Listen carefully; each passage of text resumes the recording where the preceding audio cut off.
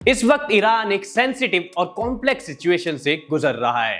Ground reports के मुताबिक देश के कई शहरों में जो हाल दिख रहा है उसे सिर्फ रूटीन प्रोटेस्ट कहना मुश्किल हो रहा है। कई बाजार बंद है और सड़कों पर कई लोग अपनी नाराजगी व्यक्त करते दिखाई दिए हैं। कुछ जगहों पर सरकार के खिलाफ तीखे स्लोगन्स भी सुनने को मिले हैं,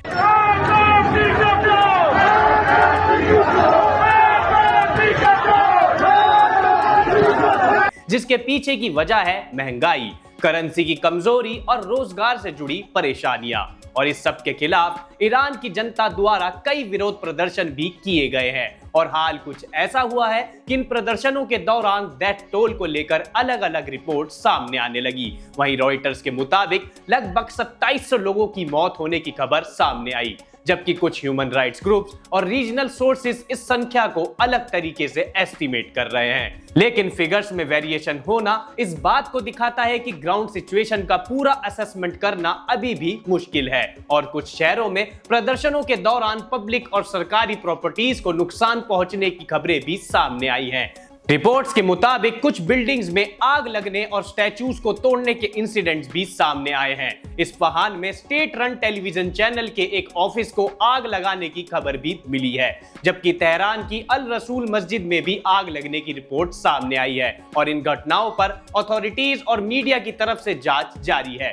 मीडिया रिपोर्ट्स के अनुसार जो प्रोटेस्ट शुरुआत में इकोनॉमिक क्राइसिस जैसे महंगाई, करेंसी कोलैप्स और अनएम्प्लॉयमेंट से जुड़ा था, उसमें धीरे धीरे पॉलिटिकल डिमांड्स भी जुड़ती चली गई हैं। इस वजह से अब ये सिर्फ रोजमर्रा की जिंदगी के इश्यूज तक सीमित नहीं रहा। इंटरनेट रिस्ट्रिक्शंस, अरेस्ट और सिक्योरिटी फोर्सेस की सख्ती ये संकेत देती है कि सिचुएशन पर कंट्रोल बनाए रखना सरकार के लिए एक बड़ी चुनौती बना हुआ है।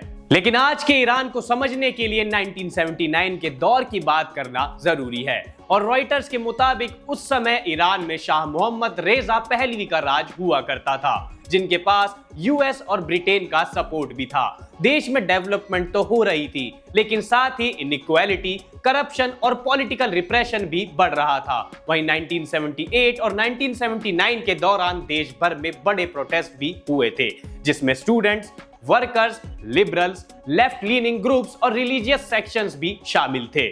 और फिर 1979 में आयतुल्लाह खुमैनी एग्जाइल से ईरान वापस आए। रॉयटर्स के मुताबिक उनके वापस आने के बाद पावर स्ट्रक्चर में तेजी से बदलाव हुआ। अप्रैल 1979 में मोनार्की को फॉर्मली खत्म कर दिया गया और इस्लामिक रिपब्लिक की घोषणा हुई। दिसंबर 1979 में नया कॉन्स्टिट्यूशन लागू किया गया, जिसमें विलायत फकीह का कॉन्सेप्ट शामिल था, जिसके तहत फाइनल अथॉरिटी एक सीनियर रिलीजियस ज्यूरिस्ट के पास होती है, जिसकी वजह से खुमैनी ईरान के पहले सुप्रीम लीडर बने। वहीं नवंबर 1979 में यूएस एम्बेसी हॉस्टेज क्राइसिस हुआ, जिसमें अमेरिकन डिप्लोमेट्स को 444 दिन तक बंद रखा गया।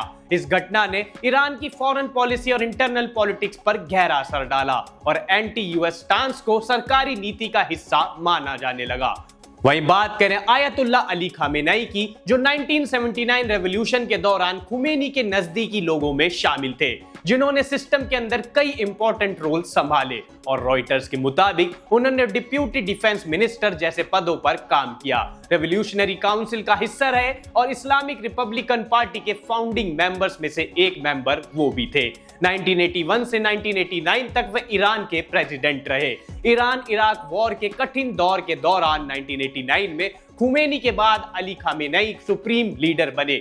गार्डियन और रॉयटर्स के अनुसार इस दौर में पावर धीरे धीरे ज्यादा सेंट्रलाइज्ड होती चली गई। सिक्योरिटी इंस्टीट्यूशंस और रेवोल्यूशनरी गार्ड्स का रोल बढ़ता चला गया। इलेक्शंस होते रहे, लेकिन महत्वपूर्ण फैसले अनइलेक्टेड इंस्टीट्यूशंस के जरिए लिए जाते रहे।